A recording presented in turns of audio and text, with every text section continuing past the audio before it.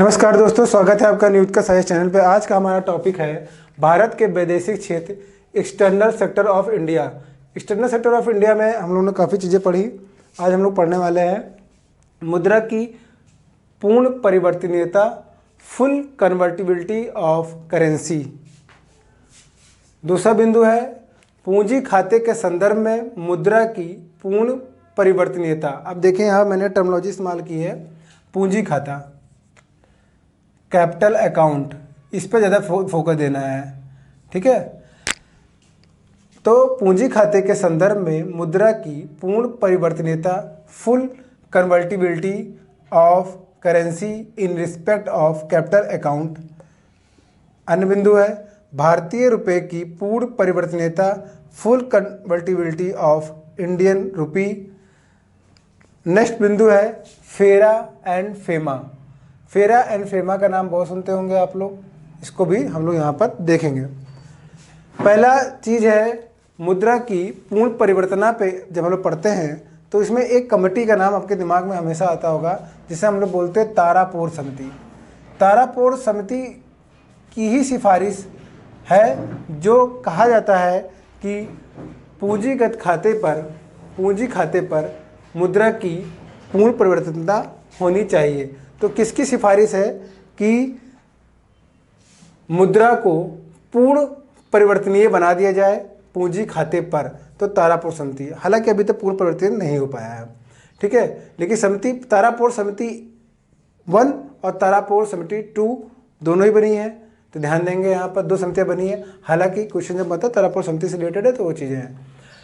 तारापोर समिति जो है वो कब की है? 1997-98 की यहाँ पर एक कमेटी है, यहाँ पर ध्यान देंगे।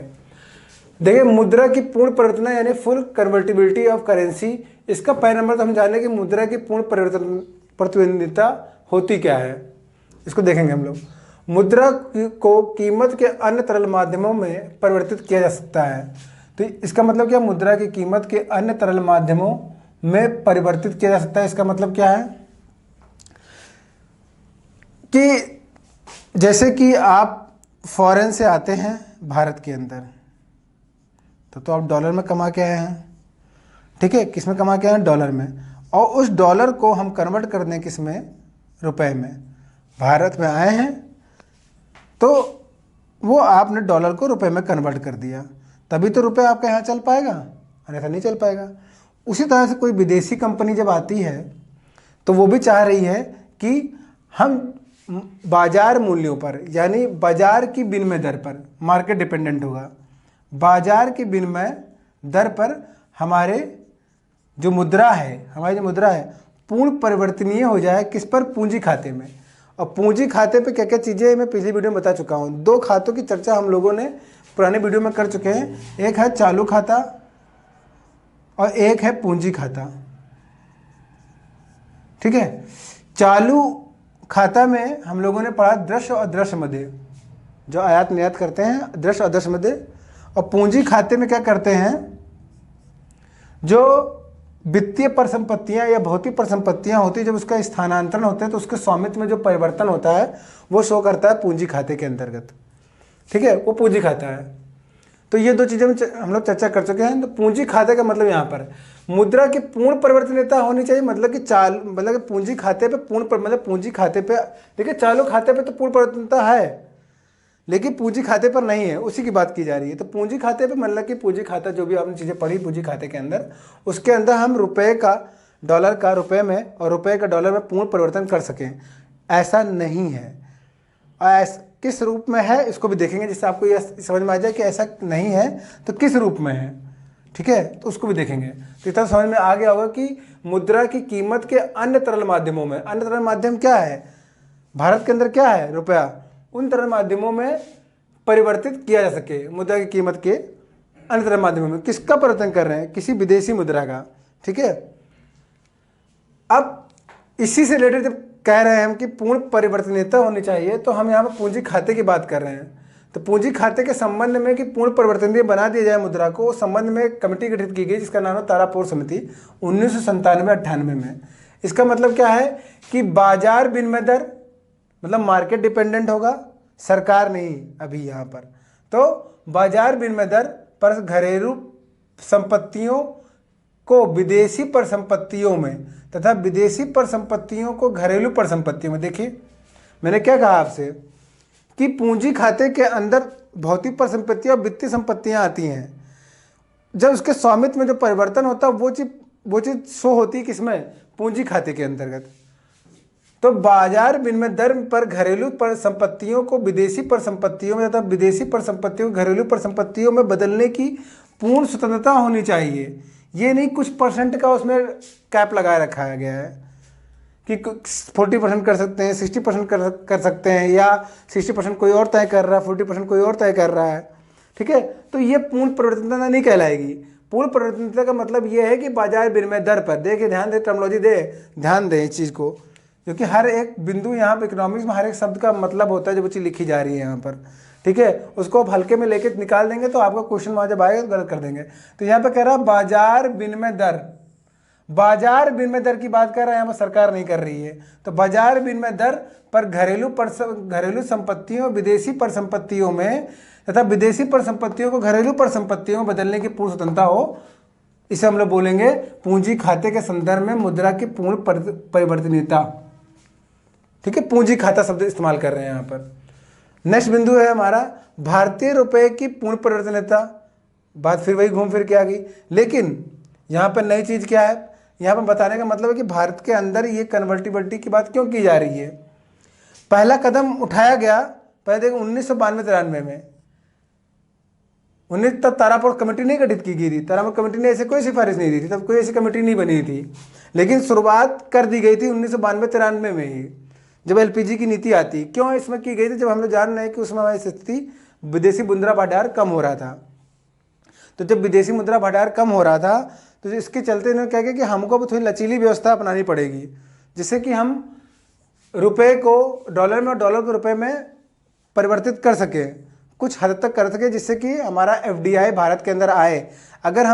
अगर वे सहूलियत हम बाहरी विदेशी कंपनियों को नहीं देंगे कि वो डॉलर को रुपए में बदल सके या रुपए को डॉलर में बदल सके, तो फिर विदेशी कंपनियां क्यों आएंगी किसी देश के अंदर। तो इसीलिए पहला कदम उठाया गया 1992 की। आप लोग जान रहे हैं कि 1991 में एक बहुत बड़ी मंदी से और पैसे की क्राइसिस से भारत गुजर रहा था 1991 में, यह आप लोग को पता होगा। उसी समय एलपीजी की नीति आती है।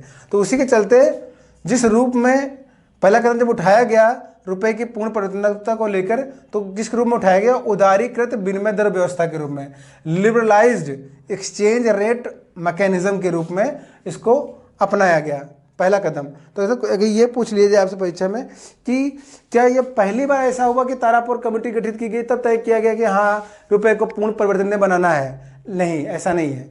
जब हम भारत में 1991 में पैसे को लेकर जब क्राइसिस हुई थी, भारतीय अर्थव्यवस्था जब काफ़ी खराब हो चुकी थी, उसी समय जब एलपीजी की नीति आती है, उसी समय तय किया गया कि हम ऐसा कुछ करें जिससे कि भारतीय रुपए की पूर्ण परिवर्तनीयता को बनाया जा सके। तो उसी समय लाई गई उदारीकृत विनिमय दर व्यवस्था, जिसे बोला गया liberalise exchange rate of mechanism, LERM, लिरम, LERM, ये लाया गया। ध्यान दें, इसमें हुआ क्या 1991-92-93 में हुआ क्या, आयात निर्यात के लिए 40%, ध्यान दें 40% घरेलू एवं विदेशी मुद्रा की अदला बदली सरकारी दर पर।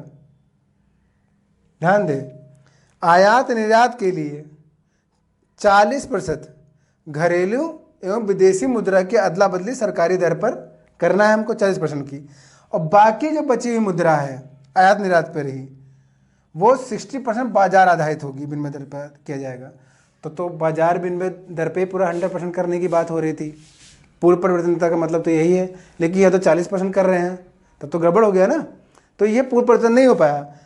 इस प्रकार हमने जो प्रणाली अपनाई विनिमय दर की, पूर्ण परिवर्तनीयता की रुपए की, वो अपनाई कैसे, दोहरी विनिमय दर प्रणाली नाम दिया गया। दोहरी क्यों दिया गया, अब आप समझ में आ रहा है, कहीं शब्द इस्तेमाल हो रहा है कि भारत के अंदर रुपए की पूर्ण परिवर्तनीयता पर दोहरी विनिमय दर प्रणाली का इस्तेमाल किया गया। तो इसका क्या आशय है, तो आप कहेंगे इसका आशय यह है कि आयात निर्यात के जो 40% का जो घरेलू का विदेशी मुद्रा में जो हम लोग अदला बदली कर रहे हैं, वो सरकारी दर पर कर रहे हैं, और बाकी जो बचा 60% है वो बाजार आधारित दर पर कर रहे हैं, मतलब बाजार पर डिपेंड हम लोग कर रहे हैं।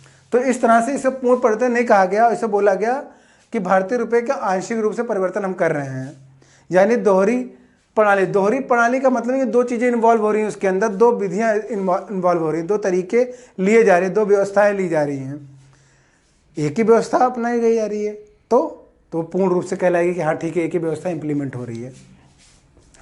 नेक्स्ट है टर्मोलॉजी फेरा और फेमा। ये बहुत ही इंपॉर्टेंट टर्म है, इसलिए क्योंकि फेरा जब बनाया गया 1947 में, रेगुलेशन एक्ट लेके आया गया फॉरेन एक्सचेंज रेगुलेशन एक्ट 1947 में ही फेरा को लाया गया। इसके तहत आरबीआई को पावर दिया गया विदेशी मुद्रा भंडार के संरक्षक के रूप में, कि विदेशी मुद्रा भंडार का संरक्षक होगा ये आरबीआई। और फेरा को ध्यान देंगे, यहाँ पे मैंने मेंशन नहीं किया है, फेरा को बहुत ही कड़ाई के साथ 1973 में लागू किया गया। लागू तो पहले से था, लेकिन कड़ाई के साथ लागू किया गया 1973 में। तो ये मत जाइएगा कि 1973 में लागू किया गया था, ऐसा नहीं है, मैं बता रहा हूँ बस। इसे मतलब फेरा आ गया था हमारा कब, 1947 में, जब यह अधिनियम बनाया गया। लेकिन फिर भी 1991 में इतना कुछ करने के बाद भी हमने देखा विदेशी मुद्रा भंडार हमारा कम हो गया, काफ़ी कम हो गया 1991 में।